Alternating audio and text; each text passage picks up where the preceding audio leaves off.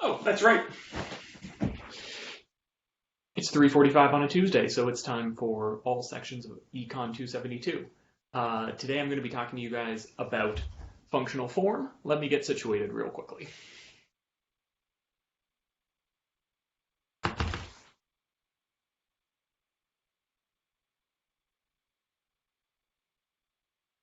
All right, so I'm talking to you guys about functional form today. This is chapter 7 of the textbook. Today's lecture is mainly going to be on slides, so you're not going to be seeing as much of me.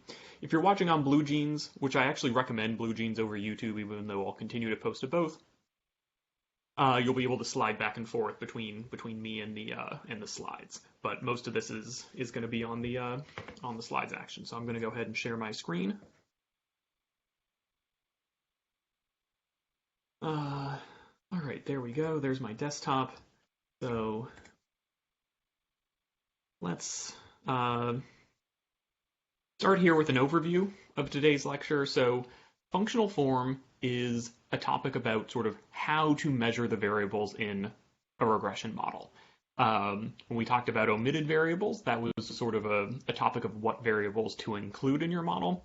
When we talked about irrelevant variables, that's which variables to exclude. Now, the next topic of functional form is how do we correctly measure the variables that are in our models. So the outline for today's lecture is I'm going to first start with a very quick note on not suppressing the constant term. That'll be a 2-3 minute thing. Really, this topic is a little bit like telling kids not to mix Mentos and Diet Coke. If you never told kids about Mentos and Diet Coke, they'd never figure it out on their own. And so that's kind of the case here. Like, none of you probably even thought to suppress the constant term. Now here I am telling you, don't do it. But we'll go through the logic of that anyways. And then we're going to get on to 4 or 5, depending on how you define it, different ways of measuring variables in a model. We've talked a lot already about the linear method. That's been our default method all semester, using dummy variables. Now we're also going to introduce this idea of logging variables, polynomial models, and slope dummy, also known as interaction variables. And that's going to give us a few things to play with. A couple notes about today's lecture. First of all, there's a handout that is on Moodle that might be useful for you to follow along with. It is called the Coefficient Interpretation Handout. I'd recommend downloading this, printing it out, even if you're not following along with today's lecture. This handout sort of goes through each of the topics we're talking about today and tells you how to correctly interpret a coefficient that is measured in kind of each given way. So as kind of a starting point, 2 of the ones that we've covered before, for a normal linear variable, the way we would interpret a slope coefficient, beta 1 hat, is that a 1 unit increase in x1 is predicted to cause a beta 1 hat increase in y, holding x2 constant. Right? We know that. We've gone through that a lot in this class. Whereas for a dummy variable, the interpretation, rather than saying a 1 unit increase is expected to cause blah, blah, blah. With the dummy variable, there's only 2 options, so instead we usually say something like observations that have trait D are predicted to have beta 1 hat more y holding x2 constant. Something that conveys that the dummy variable kind of only has 2 options rather than being a continuous slope. So this document starts off with the 2 things that we know, continuous variable and a dummy variable. And then it also goes through what I'm going to be going through in today's lecture, which is how to interpret a log variable, semi-log, double log, slope dummy variables, and polynomial terms. So this document you can kind of think of as a summary of today's lecture, and so you might want to print it out before following along. And the other thing I'll say is that at the end of today's lecture, we're going to kind of finish today's lecture by coming back to this table. This is the table that we've been filling in one lecture by one lecture at a time. So the first recorded lecture I did was about omitted variables bias, the second one irrelevant variables. Today I'm talking about incorrect functional form. So we're going to come back to this at the end, but if you have that table handy, know that we're going to be filling in that line in a little bit. And then, yeah, throughout today's lecture, I'm also going to be jumping into Stata, doing some examples in here, but I don't think you need to get prepared for that. I guess I'm just letting you know. If you want to have Stata open, you certainly can. But I'm not going to be using a data set that I think most of you have downloaded yet.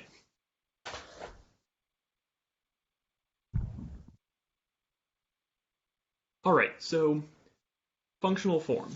The first topic, or the overview of functional form, is that we want to sort of choose both how to measure our dependent variable, our y variable, and also all of our independent variables in the way that sort of best fits the data, but more importantly, that best matches the way that the real world works.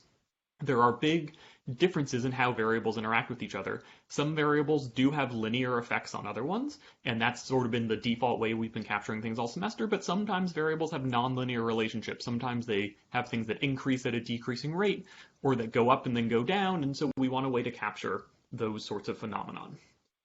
Generally speaking, the technique for choosing the correct functional form comes to thinking about your data, thinking about your model, thinking about what seems right to you, what does theory tell you should be the relationship, and then trying that first. We're going to have a couple of methods for kind of tinkering and seeing if something is better than something else, but mostly this comes down to theory. So, kind of a quick note about the constant term, beta 0. This is, we've talked about the constant term, the intercept, a few times in this class already. The intercept, when you estimate it, it kind of actually contains a few different things. First of all, it contains what we normally call the intercept, which is sort of the predicted value of y if all of the other x variables are equal to 0. That's the first thing. Oh, I can try this annotation tool. That's the first thing. The second thing is that it also, the intercept sort of ends up correcting for OLS assumption number 2. If there is some constant part of the error term, it gets absorbed into the intercept. Our intercept is able to absorb that. And if we've slightly incorrectly specified our equation, the intercept can also kind of help us adjust for that. We only observe the sum of these three things, so normally our estimates of beta 0 hat, it will be pretty hard to know if it's the true intercept, sort of if we had perfect data, if we had all the data in the world, versus some combination of the true intercept plus the difference between constant parts of the error term and incorrect specifications of functional form. Oh, no, now when I'm annotating, I can't change slides. So, all right. So, just don't suppress the error term. That's all I'll say. A quick illustration shows why. Like I said, most of you probably had never considered suppressing the error term. So why am I even warning you against it? Just because sometimes you might do it accidentally. There is a possibility to do it in Stata, and if you do, you can end up with results that are very, very wrong. And I think a quick illustration or a quick diagram shows this really well, where the flatter line here, the first line that I'm annotating, this line is what you would get if you ran typical OLS with beta 0 included, an intercept included, and a slope. Whereas the red line is what you would get, the red line is what you would get if you suppressed the intercept. If you suppress the intercept, you are telling the regression that if all of the x variables equal 0, that y must also equal 0. If you suppress the intercept, you're essentially forcing the intercept to be the origin point. And what is the regression going to do? It's still going to find the best fit line given that the intercept is at the origin point. But as you can see in this diagram, that line, the steeper line, is a much worse fit for the data overall. So you can fail to include the intercept, but just don't ever do it. Always include an intercept. Makes our models better. That said, we generally don't put too much stock into our interpretation of the intercept. Okay. So now we're getting into the meat of today's lecture, which is alternate functional forms. As we know, our default functional form is a linear in variables model. The OLS assumption number 1, remember, is that an equation is linear in the coefficients. We assume that the equation is linear in coefficients, and then our standard kind of the default model that we use is one that also happens to be linear in variables. So equation 7.1 here is an equation that is both linear in coefficients and linear in variables, where equation 7.2 is an equation that is linear in coefficients. Beta 0 and beta 1 haven't really changed at all, but it is nonlinear in the variables. X in this case is squared. It's part of a polynomial. So what's the difference between linear in coefficients and linear in variables? Here's an example, equation 7.3, of a model that would be considered nonlinear in coefficients. A model that is not linear in coefficients is going to be one where beta 0 or beta 1 or some beta is not kind of treated as a scalar. It's not multiplying something else. It's either raised to an exponent or it's taken to a log or it's in a fraction. It's in a denominator. So we want to avoid these situations. We can't have models. Regressions are not appropriate for models that are nonlinear in coefficients, but it is okay, and as we're going to see today, we're going to use it is okay if we have these situations from the previous slide where you have a model that is nonlinear in variables. Nonlinear in variables is okay. Nonlinear in coefficients, we're going to try to avoid. As a generalization of that statement, any kind of model that takes this general form from equation 7.4 is going to be okay. Doesn't really matter what function we do to y. We can multiply y by 100. We can take the log of y. We can do the inverse of y.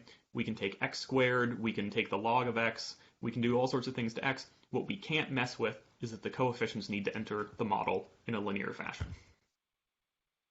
Okay, so the default way that we've been using coefficients all semester, the language I've taught you that you guys have all gotten really good at, is the linear form. That's where a slope coefficient is interpreted as a linear slope, and the way we would talk about beta k in this case would be to say that a 1 unit increase in x1 is predicted to have a beta 1 hat or beta 1 increase in y.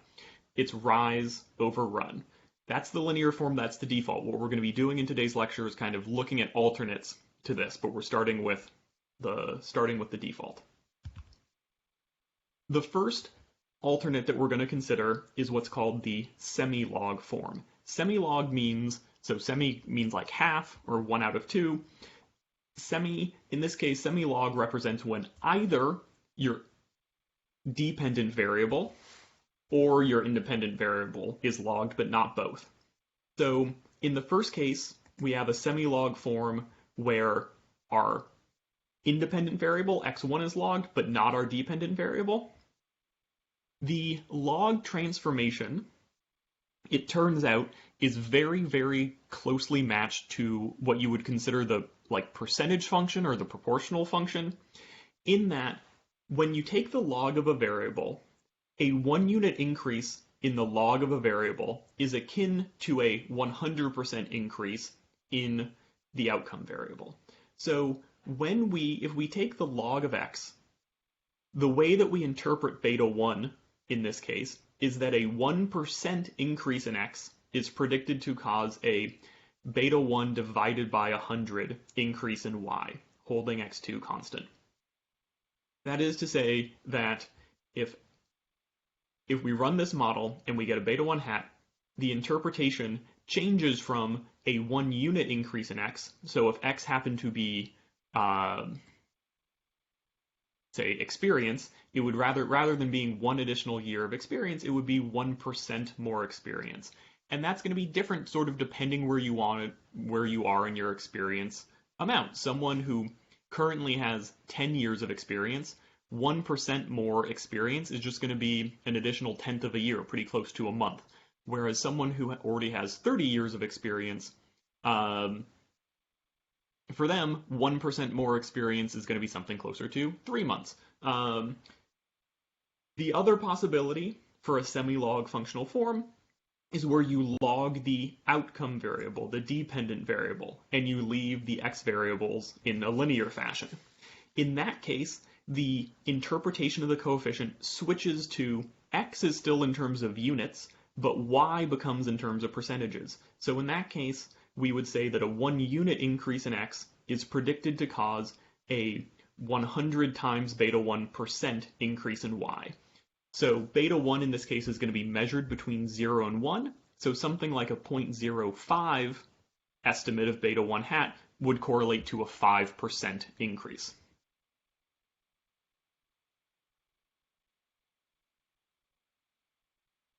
We use semi-log functional forms for relationships that we think are nonlinear in some way.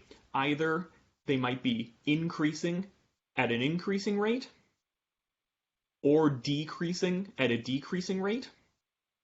That might be a reason to log the outcome variable, or for variables that are increasing at a decreasing rate or decreasing at a decreasing rate, you might choose to log the explanatory variable. That's what you see on the right diagram here.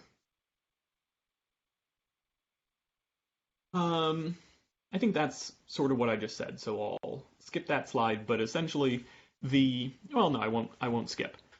We use logs when we think that x and y are more likely to have sort of a proportional relationship to each other rather than a linear one. That is to say that it's more true that a 1% increase in x has some constant effect on y than it is to say a 1 unit increase in x has some constant effect on y.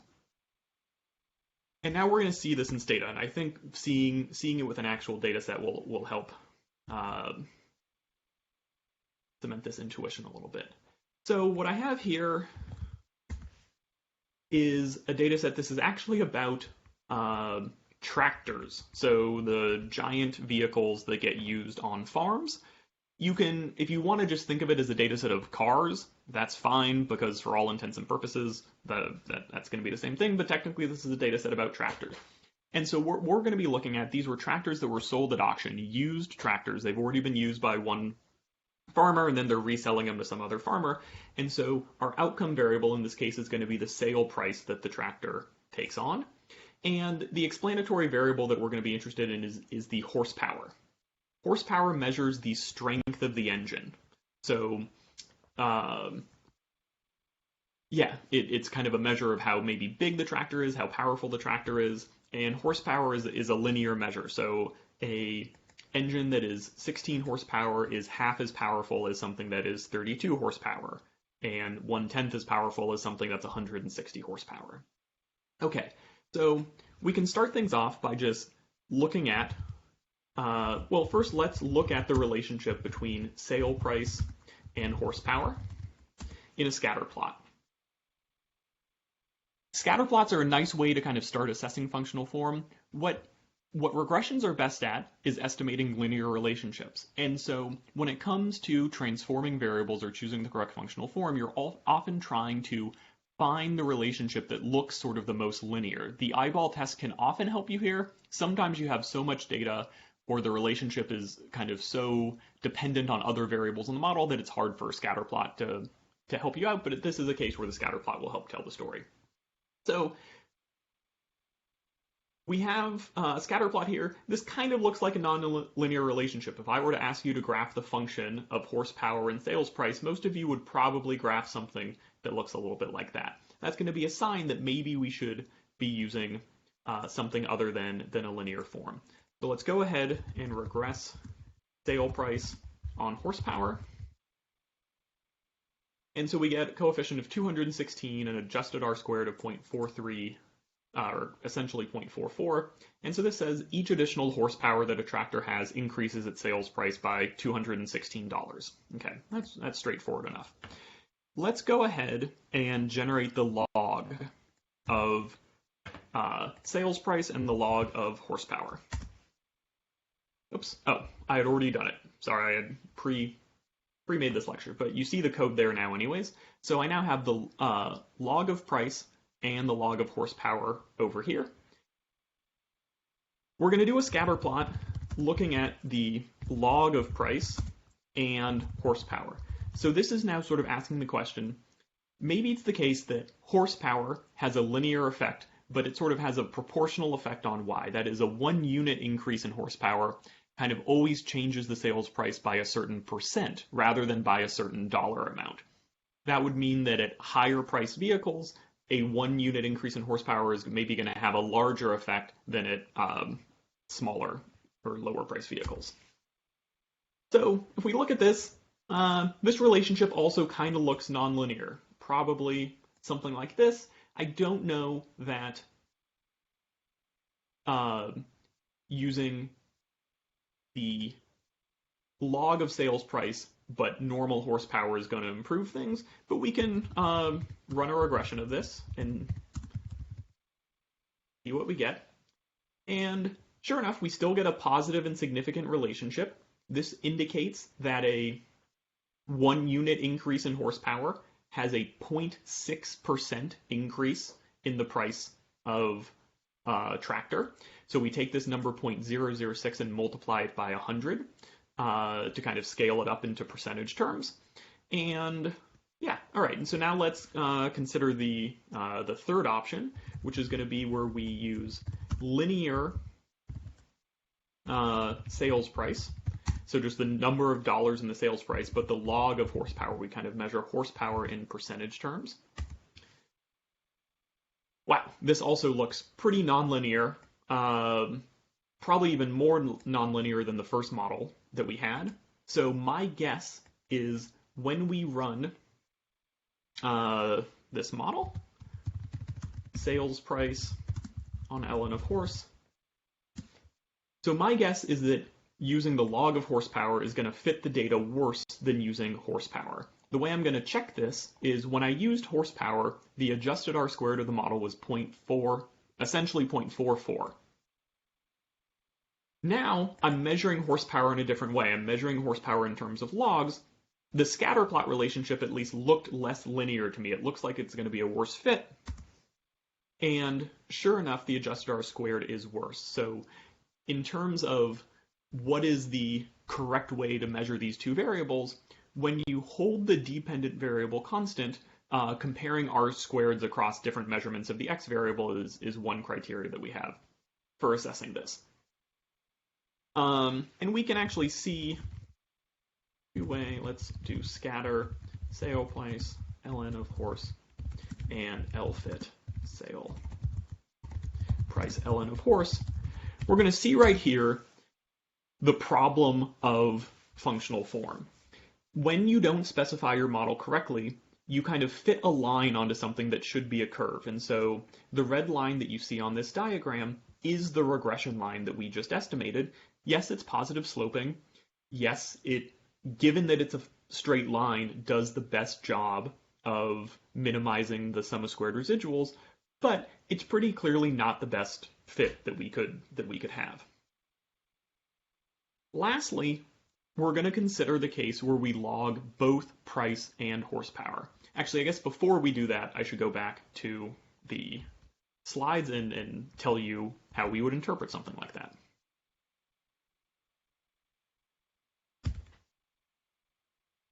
Okay, so the last thing we're going to consider with the tractor is what's going to be called double log form. Logically, double log form is when both the outcome and the independent variable are logged. So the equation that you see on your screen is an example of a double log form. When both variables are logged, we think about both variables in terms of percentages. So you might say that beta 1 represents the effect of a 1% increase in x on y in terms of percentages of y. In economics, we have a special name for this sort of relationship, and that's an elasticity. I know most of your least favorite topic in Econ 250 was elasticities. It was mine when I took Econ 250. Elasticities stink, but they're super, super useful because they're a way of talking about things that are measured on different scales, sort of all on the same playing field, and that is in terms of percentages. So an elasticity represents the change in one thing, maybe price on quantity, in terms of a percentage change in one thing, like price, in terms of a percentage change of the other thing, maybe quantity. And so elasticity is sort of naturally a percentage-based measure, and it's popular in regressions for that reason. So here we have that the correct interpretation of a double log form is a 1% increase in x is predicted to cause a beta 1 % increase in y, holding x2 constant. When you do the double log form, you don't need to multiply or divide by 100 because you sort of have the two have kind of canceled out. Both are in terms of percentages, and so you can just take that directly. In terms of double log, what we're looking for, I would focus more here on the graph on the right. When beta 1 is greater than 1, that means that a 1% change in x has a greater than 1% impact on y. That represents something that is increasing at an increasing rate. It's kind of growing exponentially. When beta 1 is between 0 and 1, that is something that is increasing at a decreasing rate. So if beta 1, for example, equaled 0.5, that would mean every time you increase x by 1%, y goes up by 0.5%. So sort of as x is getting bigger and bigger, as we move further to the right on the x-axis, a 1% change in x is more and more and more. A 1% increase over on 100 is much smaller than a 1% increase on 1,000 or on 10,000. So you're having to increase x by more to sort of get a proportional change in y. Or when x is negative, less than 0, that's going to be a negative elasticity and representative of when a change in x has causes a decrease in y. And technically, there should maybe be two lines here for whether beta 1 is still between 0 or 1 or not. That would be something that is decreasing at a decreasing rate, so kind of getting less steep over time. That's what is represented here.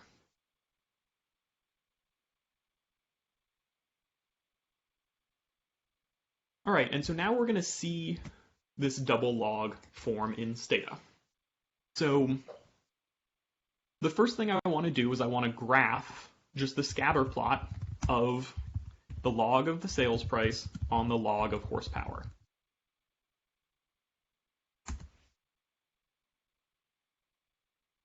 All right, so this is clearly, of the three graphs that we've seen, the one that is most linear.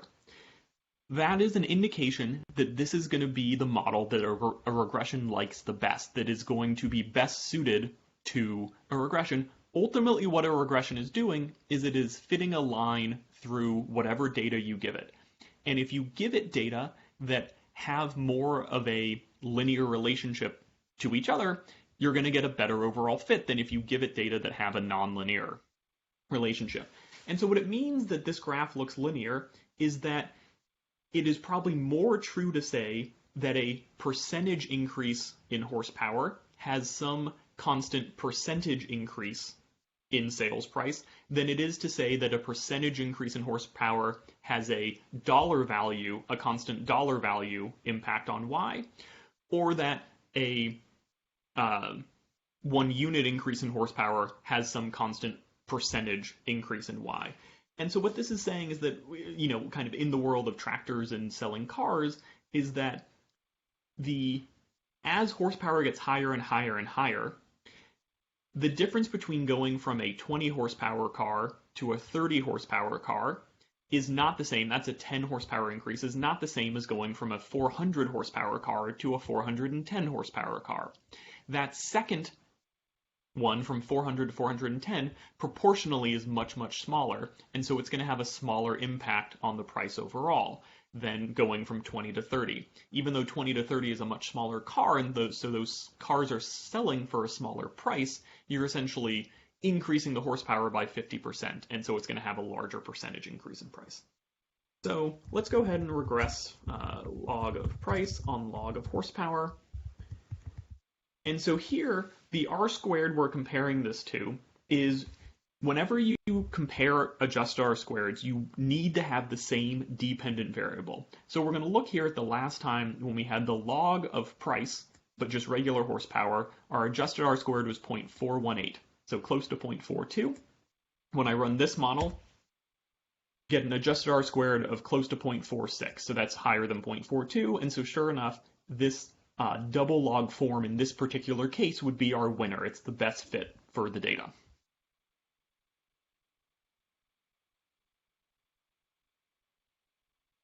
All right, and so now I'm going to go back to slideshow. Our next type of functional form is polynomial form. We've seen this a couple times in class already. Polynomial functional form is what you want to use if you have a nonlinear relationship, and in particular one that sort of maybe goes up at one point and then down at another point. So an example that we've talked about this in class is the relationship between experience and wages, or age and wages. It tends to be the case that early on in people's career, their wages go up, up, up, and then as they get closer to retirement, they maybe level off, and then maybe they start working fewer hours, and so their wages go down as they kind of approach retirement. So using a linear variable, just age, to measure the impact of age on wage might not capture the whole picture because age doesn't have a constant impact on wage. Early on in your career, it has a positive effect, and then later on in your career, it might have a negative effect. So a polynomial, just like you know from math class, if you have a second order polynomial, what you have is kind of a parabola shape, something that goes either down then up, or something that goes up and then down. And we can do that in a regression. We can simply take the squared value of any variable, any continuous variable, and include it in the regression, and then the regression will essentially fit that nonlinear shape. The interpretation of polynomial variables is a little tricky because the relationship is nonlinear. The impact of x on y it depends on where you are on the axis. If you're on, well, I'll show that on the next slide, but you can think about this in terms of a derivative. If this is the model, then the impact of a 1 unit increase in x1 on y is going to be the derivative of this with respect to x1, and that's going to be beta 1, which is the derivative of beta 1 x1 with respect to x1, plus 2 times beta 2 x1, which is the derivative of beta 2 times x1 squared with respect to x1. So just use the power rule here, drop the 2 down, and that gets multiplied by the beta 2.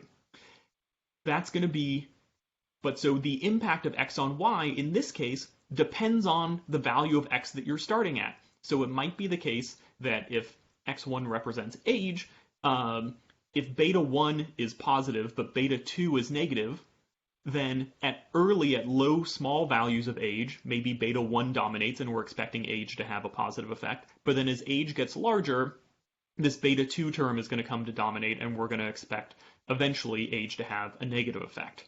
You also, and I might ask you to do this at some point, if you set this equation equal to 0 and solve for x, you can find either the minimum or maximum predicted age, depending on the shape of the curve. So, unsurprisingly, here is kind of the two graphs that you might be appropriate for a polynomial model, either a parabola or an upside down parabola. When you have a parabola, that's going to indicate that beta 1 is less than 0, and beta 2, the squared term, sort of dictates the shape of the curve. So if the squared term is positive, then you have a smiley face. If the squared term is negative, the beta 2 is negative, then you have a frowny face. All right, we're going to go back to Stata and look at this guy. So in this case, we're going to consider the impact of sales price and age. So I'm just going to go back to using sales price in dollars rather than percentages because it's a little easier to interpret. And so it might be the idea that early on, tractors, so maybe with cars, maybe it's a pure negative effect that as cars get older, they get less valuable. But there might also be some kind of shallowing out, that we know that a car is most valuable when it's new, but maybe after, 10, 15, 20 years, a car sort of becomes an antique and it regains some value, that there's actually more value in cars that are 30 or 40 years old than there are in cars that are 15 or 20 years old. And so that's kind of what we're going to test. So if we start out by just regressing sales price on age, sure enough, we get a big negative effect. Each additional year old that a car is, the price of the car goes down by about $1,000 in expectation. Okay? So I'm going to generate a variable called age2 that is equal to age squared, age times age. And if we look at our data, we know exactly what these values are. So this first car in our data set is 2 years old. its age 2 is equal to 4. The second car is 3 years old, its age 2 is equal to 9. Just whatever age is squared.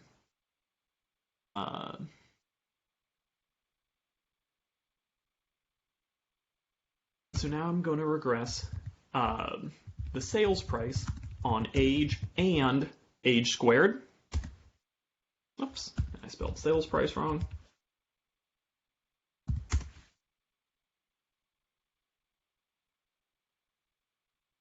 And so here we go. When we include the age squared variable, age squared is positive and significant. Age, however, has gotten even a little more steeper. So what this indicates is, sure enough, especially for young cars, cars that are 1, 2, 3, 4, 5, 6 years old, they get cheaper, they're worth less as they're aging. But then there's some point, the overall shape of the relationship between age and sales price kind of goes down initially and then is going to come back up at some point. What point is that? We can use the formula that the derivative of age and age squared would be equal to negative 3,245 plus 2 times 63 multiplied by x. So I'm doing sort of showing what the equation would be down here, and then I'm going to kind of cheat when it comes to the math. So the derivative of this function would be, with respect to age times 3245, the derivative of that is 3245, age squared times 63, derivative of that is going to be 2 times 63, which we'll just go ahead and call 125, or 126 times x. We would then set this equation equal to 0. To then solve that equation, I would add 3,245 to both sides. So again, I'm kind of just cheating and doing my math all on one line here. And then 2 times 63 becomes like 126. And now I'm going to divide both of these sides by 126 to get the value of x. So divided by 126, and I'll let Stata do that last step for me, 25.7. So what this model tells us, what this regression tells us, is that the least valuable tractor you can sell is a tractor that is 25 years old.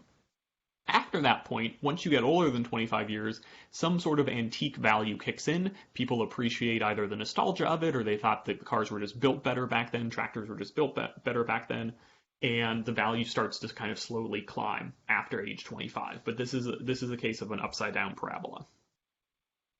All right, so that's the polynomial form. We've talked about semi-log, log, polynomial, and now kind of a recap of these three. When to choose which one, again, sort of depends on the nature of the relationship. Polynomial form is the one you tend to choose if you think that there's a change in the slope from positive to negative or negative to positive. The difference between when to choose double log and semi-log is subtle and pretty data dependent, and my best advice is that you ask yourself, do I think it's more true that when I increase x by 1 unit, that has some constant effect on y, or that when I increase x by some percent, that has some constant effect on y? I know it's sort of just repeating the definition of what logging the variable is, but honestly, that's been the best way I've found with myself to kind of decide when I should or shouldn't be using variable logs. The last type of variable we're going to talk about today is what's called an interaction or a slope dummy variable. This is going to be when you multiply two variables together, but rather than squaring one variable, you're multiplying a continuous variable by a dummy variable. So in this model, x is going to be our continuous variable and d is going to be our dummy variable. We're going to multiply the two together to make a variable that we're going to call x times d. Technically speaking, interaction variables can involve two continuous variables, although we see that pretty rarely.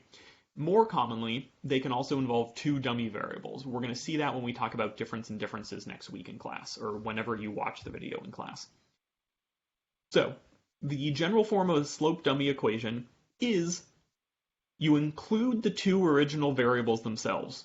So you still have x1 times beta 1, di, your dummy variable times beta 2, and then you also include the interaction term, beta 3 times multiplied by the interaction variable. Slope dummy variables work a lot like dummy variables with one important difference. When we include a dummy variable, what we're saying is that we think there's kind of a fixed difference between two groups. Maybe that men and women make different amounts of money, but that the slopes of the relationship are the same.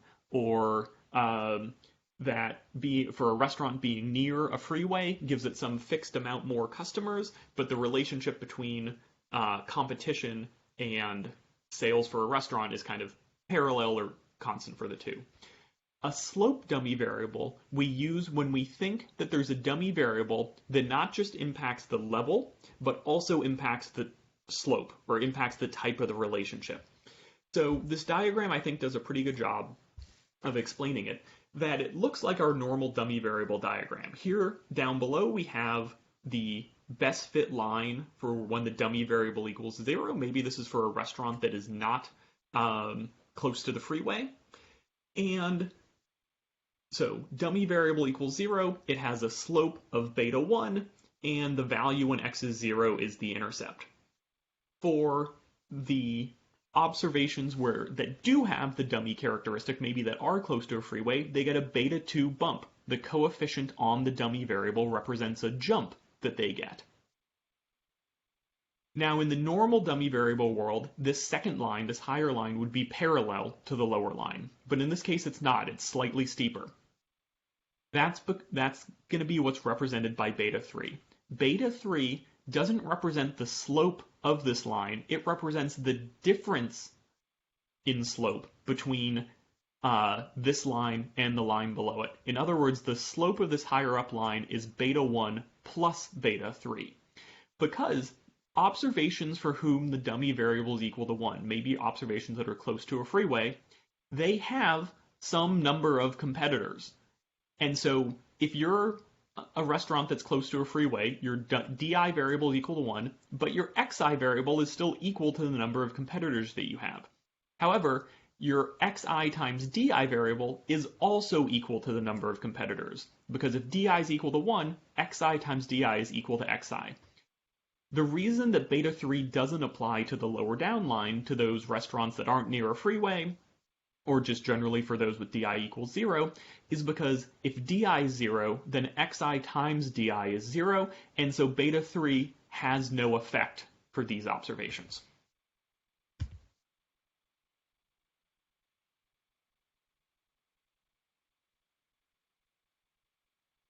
So when we add a dummy variable, a slope dummy variable, or an interaction variable to the model, same thing, slope dummy and interaction variables, it's because we think that there's a dummy variable that both affects the level, kind of causes a shift in the outcome, but also impacts the slope, also impacts the rate of change of the relationship between some x variable and di. And I think I'll skip that example and just go to the stata example. So here, let's consider the impact. We're going to summarize sale price, horsepower, and manual. So tractors, just like cars, can either be manual or automatic. Manual is akin to stick shift, where you have to manually shift the gears, whereas automatic is the car takes care, or the tractor takes care of the gear shifting for you. Generally speaking, automatic cars are thought to be a little nicer because the car's doing more for you. They're easier to drive. You have to worry about fewer things. So that might be a reason that having a manual transmission decreases the price of a car or price of a tractor. But maybe also the impact of manual transitions changes as we go from really small tractors up to really big tractors. Maybe it's not that going from an automatic to a manual transmission always increases the price of the car by $5,000. Maybe it's not that it always increases the price of the car by 5%. Maybe it's that as we get to these bigger and bigger tractors, cars with automatic transitions, cars or tractors with automatic transitions also have lots of other bells and whistles, or there's even more reasons that you'd want the automatic. You're more risk averse. So we can do that using a dummy variable. So I'm going to generate a variable, or I guess I already have generated it, but I'll show you the code that I'm calling horseman. So horseman is the product of horsepower, the log of horsepower, and whether or not the car is manual. So it's already defined. And now I'm going to go ahead and do the regression. I guess I'll just do it on, how about in dollars so that it's a little easier. Oh no, we'll do log of dollars because that was our best fit model. Log of price, log of horsepower, manual, and horseman. And we'll go ahead and interpret each of these coefficients in turn. So, our first coefficient, 1.1. Price is measured in logs and horsepower is measured in logs. So this is a double log functional form. This variable is measured as an elasticity or it's measured in terms of percentages. So this says a 1% increase in horsepower increases the price of a car by 1.1%. Meanwhile, manual being 0.717, this says if a car has a manual transmission. Oh, interesting. This is, sorry, I'm going to cheat real quick. Because that's not what I thought it would be. No. So, cars with a manual transmission, on average, sell for about 0.07% more than automatic transmission cars. However,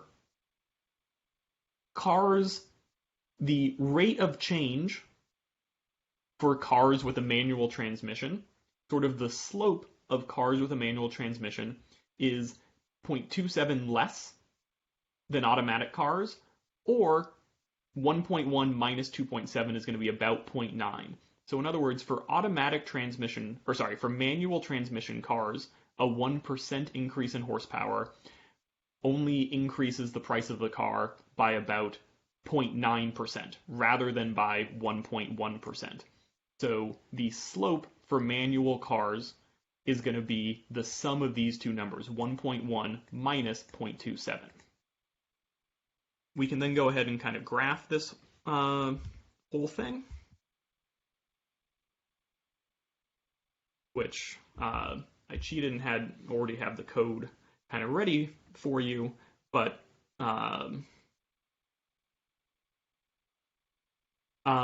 what am I doing here? Just for those that are interested in stata and graphing stuff, I'm doing a scatter plot. If manual equals 1, then I'm also doing a scatter plot if manual equals 0. So this is for manual transmission cars. The second one's going to be for automatic. The reason I do two different scatter plots is that way stata will put them in different colors.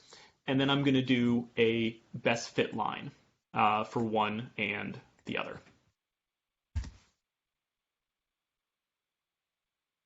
So hopefully this isn't too hard to see on your screens, but the blue dots here are representing manual transmission cars, and the red line is the best fit for manual transmission cars, whereas the green line or green dots represent automatic transmission cars, and the orange line represents sort of the impact of horsepower on the log of price for automatic transmission cars. And so we see that the two lines don't have the same slope.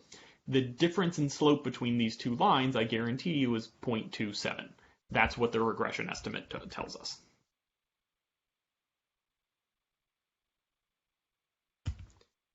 All right, we're getting towards the end here, guys. So how do you go about kind of assessing functional form? What should you be aware of? The first thing to be aware of is that you can use adjusted R-squared to compare functional form of two different models, but they have to have the same dependent variable. If you change the functional form of the dependent variable, the y variable, then you're changing the variance in that variable, and so the total sum of squares is not the same for y versus log of y, and so comparing adjusted R squares across that is dangerous and you shouldn't do it. The second thing to note is that incorrect functional form, if you only go based on what has the best R squared or kind of the highest fit and ignore theory, you could end up with some pretty wonky predictions, or your model could perform very poorly when applied to other samples of data. So an example of that would be, I'll focus on the illustration on the right here. So imagine that, um, so all of these black dots that I'm circling, you don't have access to. Those aren't in your sample. Instead, you tell your model to fit a polynomial shape based on just the dots that are in the red box. And what your model goes and sees for the red box is it sees like, okay, well, so this is kind of like a line. It's kind of a line that goes down, but then there's a little tick up at the end. Like in particular, this dot, if I want the line that really best fits this data, well, I might as well go ahead and take advantage of that. And so just using the red data, you end up with the prediction that's shown. Whereas if you had a larger sample, clearly the right relationship for this data here would just be a simple horizontal flat line. So sometimes using a polynomial you can end up with sort of extreme curves, or individual data points might pull the polynomial in a way that is not ideal or doesn't work well with out of sample data. So it's just something to kind of be aware of. Generally speaking, like with most things in this class, theory should be your guide. Oops, stop annotation. All right, so big picture recap, don't suppress the constant term, and then what you should take away from this lecture is you should have a sense of, you know what a linear independent variable is, you know what a dummy variable is. In today's lecture, I've taught you how to log variables and how to interpret log variables, how to create and interpret polynomial variables, and how to create and interpret slope dummy variables. So we're going to end this lecture by going to our main table.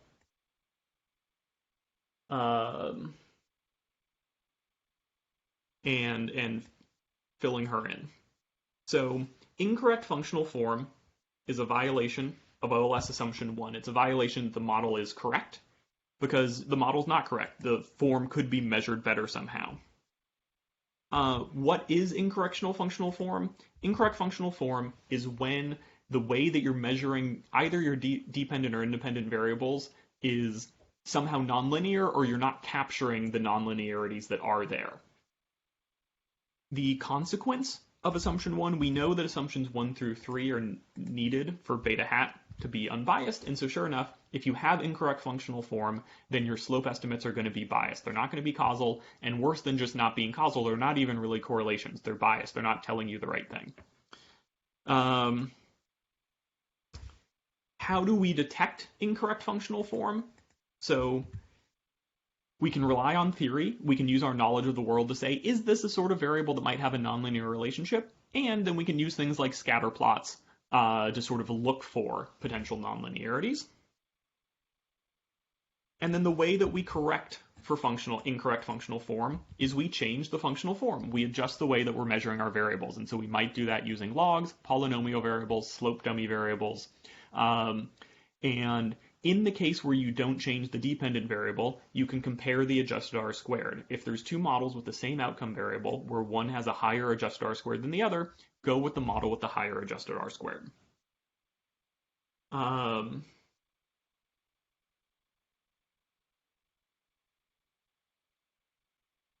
right, guys. This one was on the long end. Thank you for sitting through it. Use the handout I post on Moodle. It's a great guide to this lecture. Play around with the data sets that I've given you. Play around with the different labs, data sets from different labs.